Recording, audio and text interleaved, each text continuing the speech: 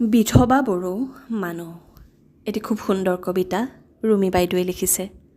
তেখেতৰ অনুমতি মৰ্মে আজি আবৃত্তি কৰিব লৈছোঁ। নীৰৱ কোলাহলৰ মাজেৰে সৰকি গ'ল তুমিহীনতাৰ ৩টা বছৰ।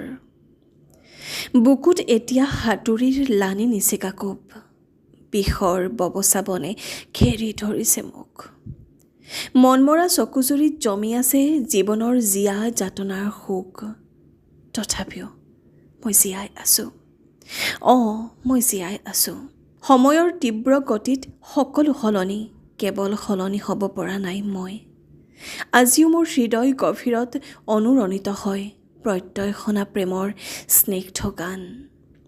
নিদ্ৰাহীনতাৰ ৰাতিবোৰত যেতিয়া শুই পৰে পৃথিৱী, তেতিয়া সাৰে থাকোঁ মই তোমাক বিচাৰি। তুমি দিয়া নীলা শাৰীখন মেৰিয়াই কেতিয়াবা নিজকে নিজেই চাওঁ। তুমি কোৱাৰ দৰে মই বাৰু এতিয়াও ধুনীয়ানে? নাই মই যে এতিয়া বিধৱা। বিধৱাৰ কিবা জানো সৌন্দৰ্য থাকে, বিধৱাৰ কিবা জানো অলংকাৰ থাকে, উকা কপাল আৰু বগা সাজযোৰত কিবা জানো অস্তিত্ব থাকে।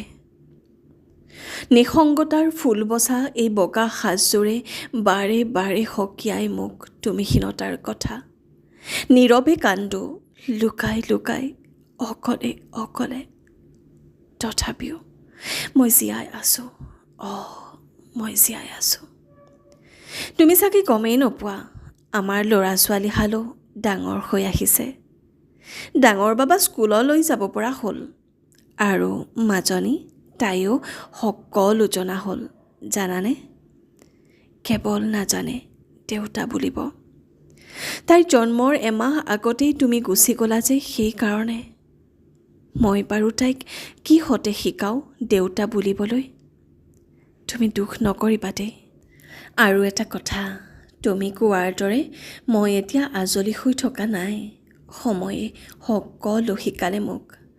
মুখাৰ আঁৰৰ মুখবোৰ চিনি পোৱা হ'লোঁ। বগা বগা মানুহৰ ক'লা ক'লা মনবোৰ দেখি ঘৃণা লাগে জানা।